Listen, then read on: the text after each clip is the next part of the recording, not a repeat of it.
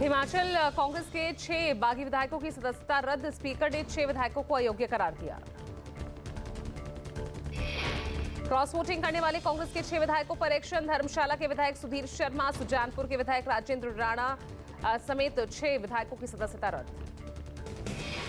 विधानसभा speaker Kuldeep Pathania ने कहा, 6 विधायकों ने व्हिप का उल्लंघन किया था। मैंने सभी पक्षों को अच्छे से सुना।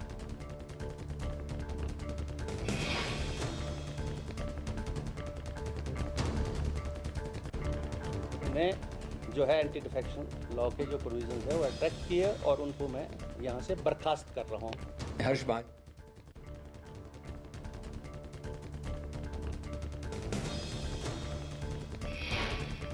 हिमाचल कांग्रेस में ऑल इज वेल। फिलहाल टल गया सुक्खू सरकार पर आया संकट। सरकार ने बजट पास कराकर विश्वास मत हासिल किया। सीएम सुक्खू ने आज ब्रेकफास्ट मीटिंग बुलाई। शिमला में सभी कांग्रेस विधायकों की ब्रेकफास्ट मीटिंग बुलाई गई। विधायक आशीष ने कहा कि एक महत्वपूर्ण बैठक है, देखते हैं क्या होता है। Important meeting, so let's just see what happens. And sir has invited us, so we'll go there and we'll see what. नाराज चल रहे वीरभद्र सिंह के बेटे विक्रमादित्य सिंह ने भी अपना इस्तीफा वापस ले लिया है। विक्रमादित्य सिंह ने कहा, मैं इस्तीफे का दबाव नहीं बनाऊंगा, लेकिन पर्यवेक्षकों के फैसले के बाद मेरे फैसले पर बात होगी।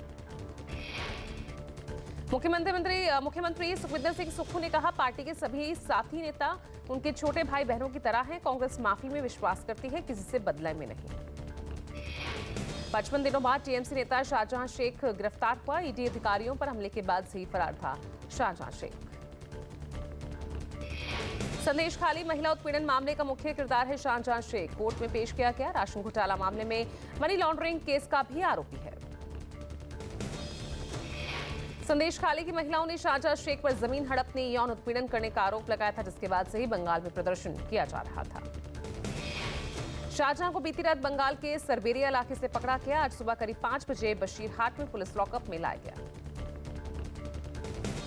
स्टेट पुलिस का देखिए, शेख शाहजहां को अरेस्ट कर लिया है स्टेट पुलिस।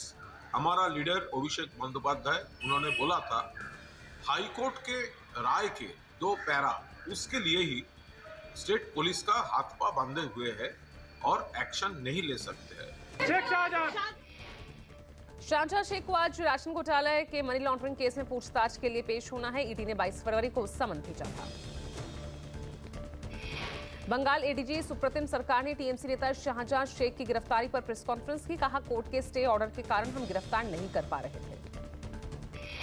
बंगाल पुलिस के एडीजी ने ईडी पर सवाल उठाए। कहा, हम पर कोर्ट की बाध्यता थी, लेकिन ईडी पर कौन सी बाध्यता थी कि उन्होंने शाहजहां शेख की गिरफ्तारी नहीं की। टीएमसी नेता शेख शाहजहां की गिरफ्तारी बंगाल के राज्यपाल सीवी आनंद बोस ने प्रतिक्रिया दी। कहा, यही लोकतंत्र है, हमने इंतजार किया, लेकिन जिस काम को किया जाना था वो हुआ।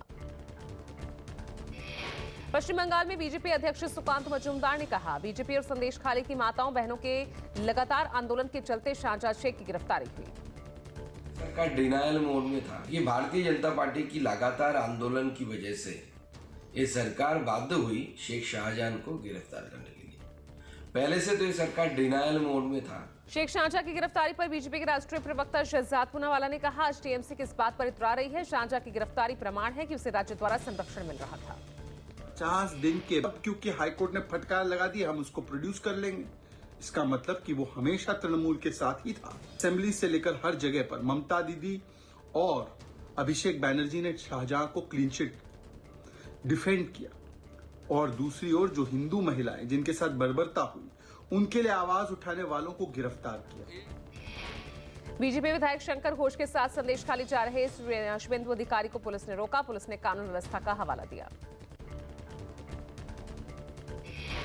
टीएमसी नेता शेख शाहजहां की गिरफ्तारी पर शुभेंदु अधिकारी ने कहा, ये गिरफ्तारी नहीं है, ये आपसी समायोजन है। जब तक केंद्रीय एजेंसियां शाहजहां को गृह हिरासत में नहीं लेंगी, तब तक पीड़ित जनता को न्याय नहीं मिलेगा। ये अरेस्ट नहीं है, ये म्यूचुअल एडजस्टमेंट है। जितना टाइम तक सेंट्रल एजेंसी इसको हिरासत में नहीं लेगा, उतना टाइम तक वहां का पीड़ित जनता को न्याय नहीं मिलेगा। लोकसभा चुनाव को लेकर बीजेपी केंद्रीय चुनाव समिति की आज बड़ी बैठक। शाम 6 बजे बैठक बीजेपी मुख्यालय में होगी। पीएम मोदी बैठक में शामिल होंगे। बैठक के बाद आज उम्मीदवारों की पहली लिस्ट जारी की जा सकती है। पहली लिस्ट में पीएम मोदी, गृह मंत्री अमित शाह समेत आला नेताओं के नाम संभव है। सूत्रों के मुताबिक बड़ी खबर भोपाल से साध्वी प्रज्ञा का टिकट कट सकता है। मध्य प्रदेश के करीब 3 से 4 मौजूदा सांसदों का टिकट कट सकता है। सूत्रों के मुताबिक शिवराज सिंह चौहान विदिशा से चुनाव लड़ सकते हैं। बीजेपी प्रदेश अध्यक्ष खजुराहो से ही चुनाव लड़ सकते हैं। दिल्ली में नए चेहरों पर दांव लगा सकती है बीजेपी। दिल्ली से भी मौजूदा 3 से 4 सांसदों के टिकट कट सकते हैं। आज शाम केंद्रीय चुनाव समिति की बैठक में होगा अंतिम फैसला। पीएम मोदी और मॉरिशस के पीएम प्रविंद जगन्नाथ आज संयुक्त उद्घाटन कार्यक्रम में होंगे शामिल। प्रधानमंत्री नरेंद्र मोदी दोपहर 1 बजे वीडियो कॉन्फ्रेंसिंग के जरिए कार्यक्रम से जुड़ेंगे। उद्घाटन के साथ दोनों देशों के संबंधों को नई दिशा में ले जाएंगे। पीएम मोदी आज मध्य प्रदेश में 17,500 करोड़ की परियोजनाओं का करेंगे लोकार्पण शिलान्यास।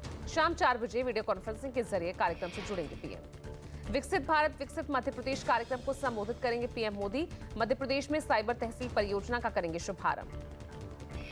अपनी मांगों को लेकर शंभू और खनौरी बॉर्डर पर जमे किसान दिल्ली कूच को लेकर आज फिर करेंगे बैठक। किसान नेता जगजीत सिंह डल्लेवाल ने कहा, सरकार आंदोलन खत्म होने का फैला रही भ्रम, किसानों से आंदोलन जारी रखने का आह्वान किया। अंबाला के शंभू और संगरूर के खनौरी बॉर्डर पर 16 दिनों से जमे हैं किसान। आज की बैठक को लेकर बढ़ी सरगर्मी। आज किसानों के दोबारा दिल्ली कूच की संभावना। एहतियातन हरियाणा के कुछ जिलों में इंटरनेट बंद। यूपी के नोएडा में किसानों की मांग के समर्थन में प्रदर्शन। जिला कांग्रेस महामाया चौक पे देगी प्रदर्शन करेगी। राजस्थान में अब छात्र छात्राओं की मां करेंगी मिड डे मील खाने की जांच। शिक्षा विभाग ने दिया आदेश। मिड डे मील की धांधली की शिकायतों को लेकर बीकानेर प्रशासन ने निकाली तरकीब। धांधली पर लगाम लगाने के लिए अब माताएं आकर मिड डे मील को टेस्ट करेंगी और जांच करेंगी। माओ के अप्रूवल के बाद ही बच्चों को खाना परोसा जाएगा। शिक्षा विभाग का मानना है कि नई व्यवस्था से स्कूलों में मिड डे मील की गुणवत्ता में सुधार होगा। उत्तराखंड के पूर्व मंत्री हरक सिंह रावत और उनकी बहू की आज ईडी के सामने पेशी। पाखरू रेंज घोटाले मामले में होनी है पूछताछ। अजमेर टाडा कोर्ट में आज 31 साल बाद 1993 के सीरियल ट्रेन ब्लास्ट पर सुनाएगी फैसला। आतंकी अब्दुल करीम, टुंडा, इरफान अहमद और हमीदुद्दीन आरोपी। बाबरी विध्वंस की पहली बरसी पर मुंबई, सूरत, कानपुर, लखनऊ, हैदराबाद में हुए थे धमाके। मथुरा में शाही ईदगाह मस्जिद हटाने वाली याचिका की वैधता पर इलाहाबाद हाईकोर्ट आज सुनाएगा फैसला।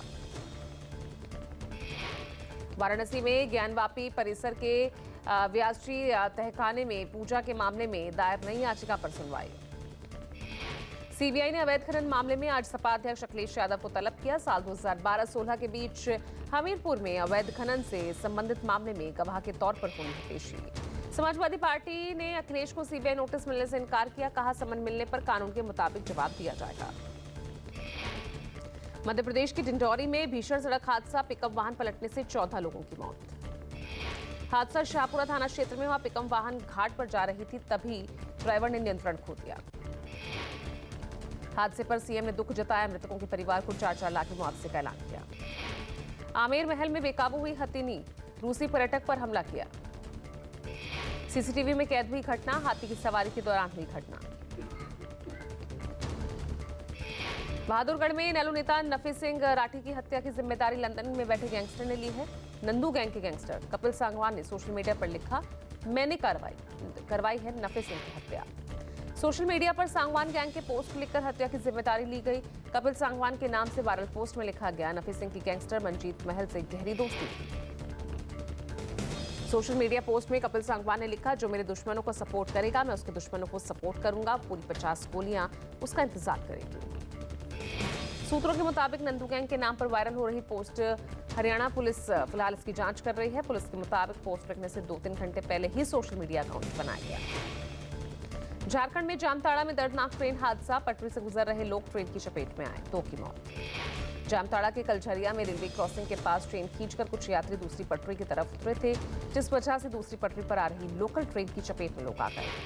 रेल अधिकारियों के मुताबिक गलत दिशा में यात्रियों के उतरने की वजह से हुआ हादसा। तलाशी अभियान देर रात तक जारी रहा। हादसे के चश्मदीदों के मुताबिक एक्सप्रेस ट्रेन में पटरियों पर रखे गए पत्थरों की वजह से आग लगी। पीएम मोदी ने हादसे पर दुख जताया। एक्स पर पोस्ट कर मृतकों के परिजनों के प्रति संवेदना जाहिर की।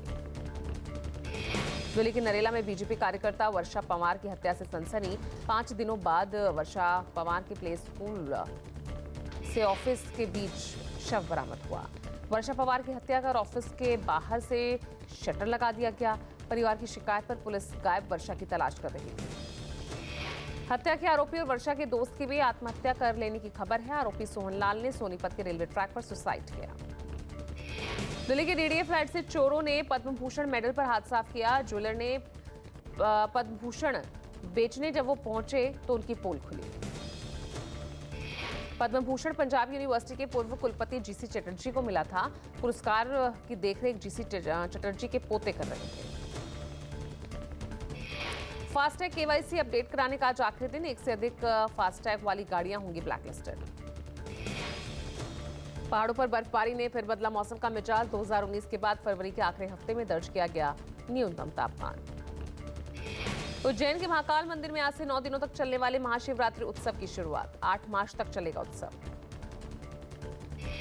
यूपी के फतेहपुर जेल में बंद मुस्लिम कैदी ने राम मंदिर को दान किया अपना 1.5 महीने का मेहनताना। रामलला के दर्शन को अयोध्या आने वाले भक्तों के साथ साइबर फ्रॉड। वेबसाइट पर होटल की बुकिंग के नाम पर ठगी हुई। अयोध्या पुलिस ने साइबर फ्रॉड की जांच शुरू की। पुलिस के मुताबिक ऑनलाइन होटल बुकिंग के लिए सर्च के दौरान फर्जी वेबसाइट के जरिए पैसों की ठगी। रामलला के दर्शन के लिए भारी संख्या में भक्तों की भीड़ वहां पर दिख रही है। श्रद्धालुओं में रामलला के दर्शन पूजन करने को लेकर अपार उत्साह।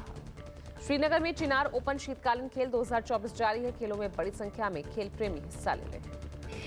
तेलंगाना में मुख्यमंत्री रेवंत रेड्डी ने सचिवालय में बैठक की। समीक्षा बैठक में एचएनडीए अधिकारियों के साथ चर्चा हुई।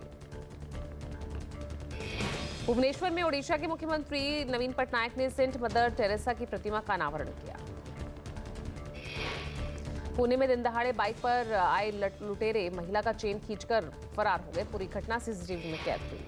बच्चे को स्कूल से लेकर आ रही महिला पर बाइकर्स ने हमला बोला। मुंह ढककर आए बदमाशों ने पहले महिला का पीछा किया और फिर चेन लूटकर फरार हो गए।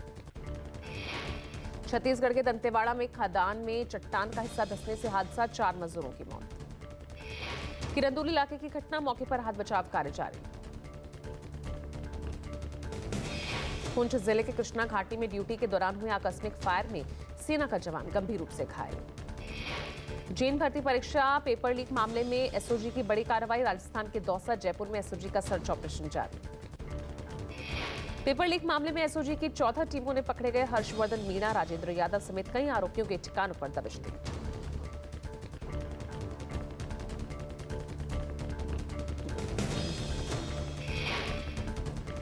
यूएन की 55वीं मानवाधिकार काउंसिल की बैठक में भारत ने पाकिस्तान और तुर्की को कश्मीर के मुद्दे पर लताड़ा।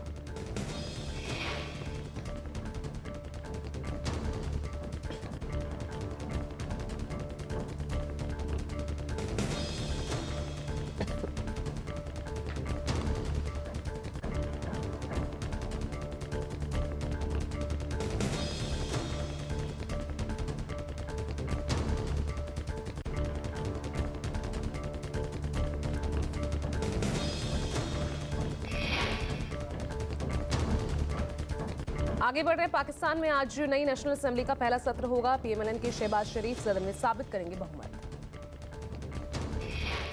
पाकिस्तान नेशनल असेंबली के चुनाव में पीएमएलएन की 75, बिलावल की पीपीपी की 54, एमक्यूएम के 17 सदस्य हैं। रूस में नोबेल पीस प्राइज विजेता ओलेग ऑर्लोव को 2.5 साल की सजा। ऑर्लोव ने यूक्रेन युद्ध की खिलाफत करते हुए राष्ट्रपति पुतिन पर देश को फांसीवाद की ओर ले जाने का आरोप लगाया था।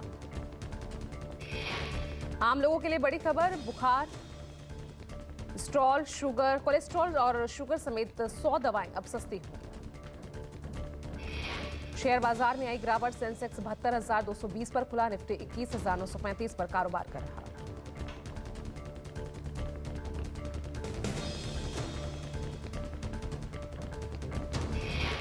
विदेशी मुद्रा भंडार में आई तेजी। रुपया शुरुआती कारोबार में 2 पैसे की बढ़त। रुपया पहुंचा 82 रुपये 89 पैसे प्रति डॉलर।